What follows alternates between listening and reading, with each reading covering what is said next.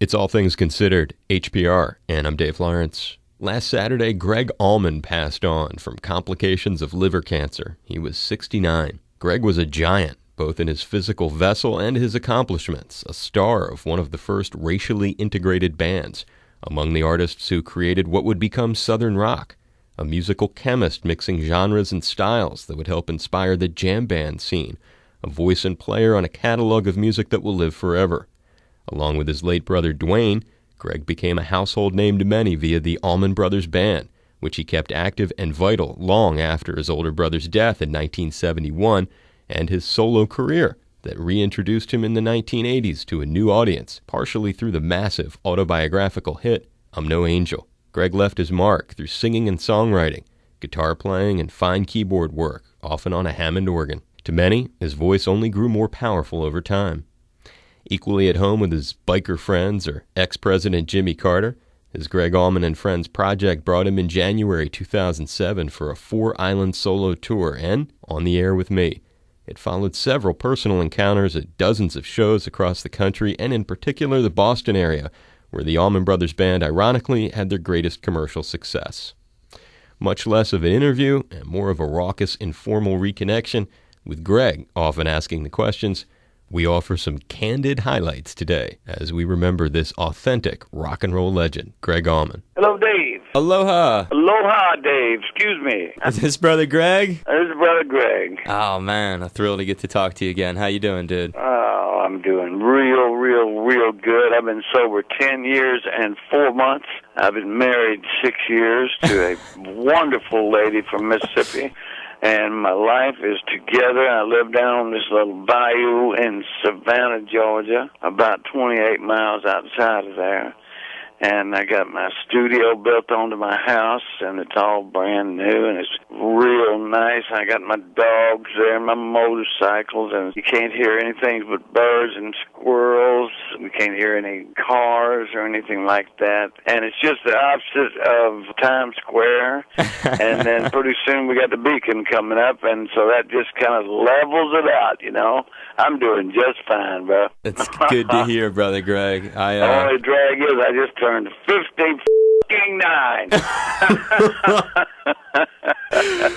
Well, how long you been away from, been so long? WBCN and Bob Boston. Caught out here and have been on the air here since 2002. Hell, it ain't the rat race Boston, which it's a good rat race. I must say that if I was going to be in the radio business like you seem to be still in, all the way in, right? Yes, sir. Then I can't think of a more beautiful place to do it in. I guess you're probably running the place by now, right?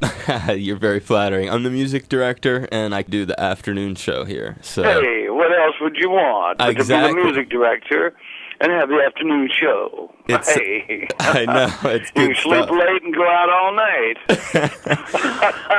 And another cat you spent a whole lot of time with, speaking of afternoon shows, was a mentor of mine, Mark Parento. Mr. Parento. Don't tell me he lives here. He doesn't live here, but, you know, I know that you go way back with him. Man, do you remember the night we went over to his house and watched that film of the Stones?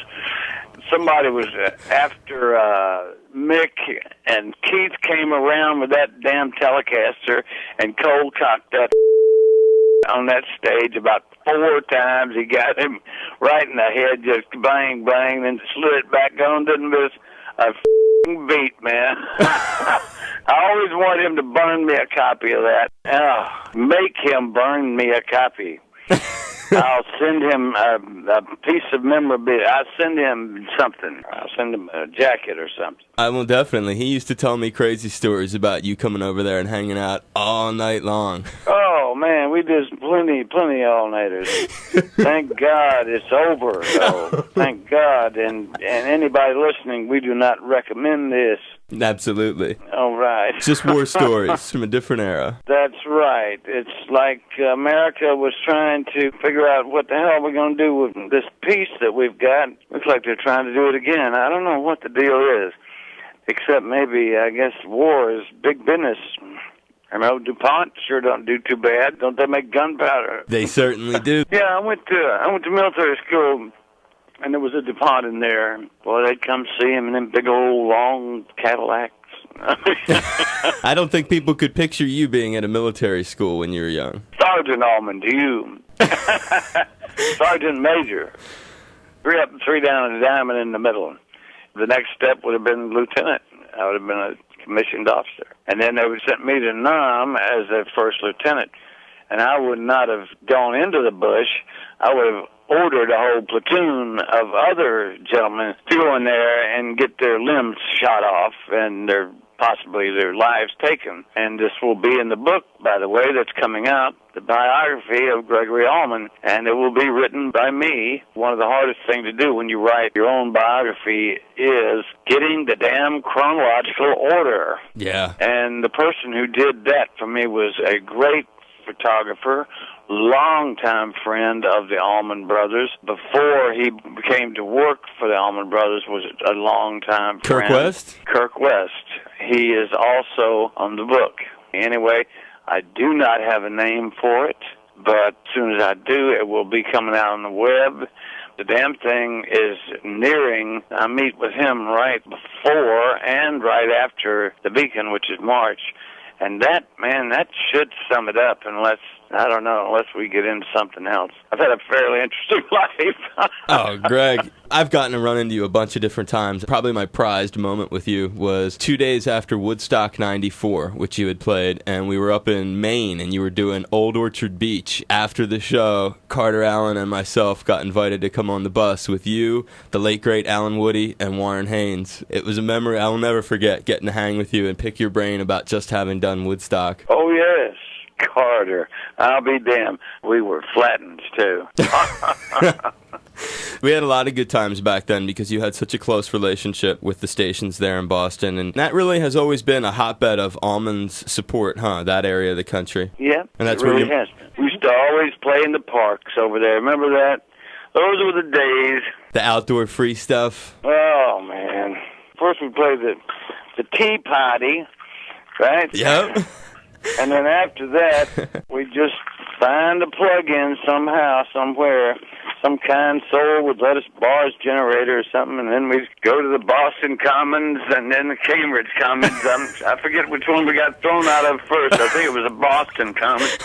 But I remember the cops came down there that day and said, all right, all you whores, all you hippies, all you drug dealers, all you musicians, get the hell out of here. Oh, boy, that was a bummer summer.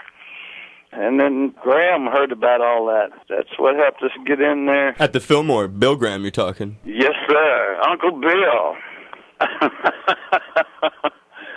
I just finally, after 25 years, mastered this certain particular way of finger picking with these steel picks on my hands.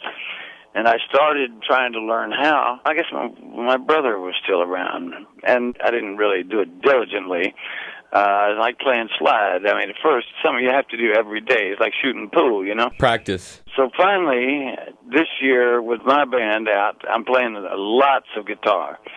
So I'm doing a lot of picking. And so I've really mastered it. And I've written a bunch of new stuff with it in there. And I plan on doing it on like 12 strings and mandolins and what have you, even electric guitars I'm playing. I've heard you've been adding new songs to the set. Oh, yes, absolutely. How many new ones are you adding? Well, we got we can't let all our secrets out the bag.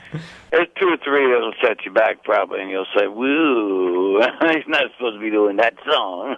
Yeah, I read that you're breaking out the new ones, and it's a great way for you to sort of flesh out the song and get the arrangement down by practicing it out on your own Gregg Allman and Friends tour. Yeah, that's the way the song goes. It's the singer and not the song is the way, the title of the old song. I don't know when it was written, back in the 20s or whatever. Well, we're really, really looking forward to your shows, Brother Greg. It means the world to us that you took some time, and your music has always been very inspirational to a lot of people.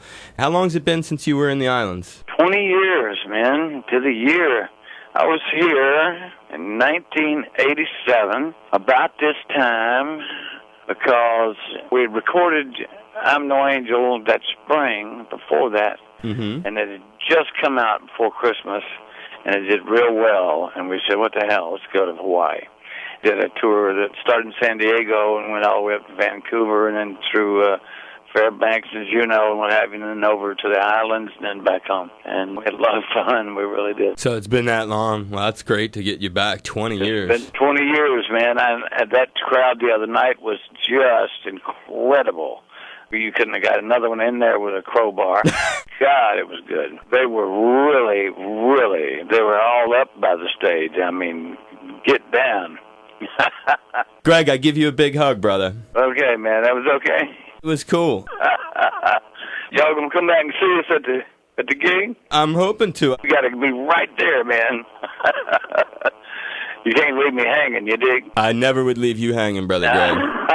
I know you wouldn't. Well, good luck in your career, bro. Thank you very much, and I appreciate you spending some time on the show with me. No problem. And I'll see you at the show. All right, do that. Aloha, Gregg. Aloha. Aloha, it's Gregg Allman. Hey, it's that magical time of day, and you're riding with Dave Lawrence.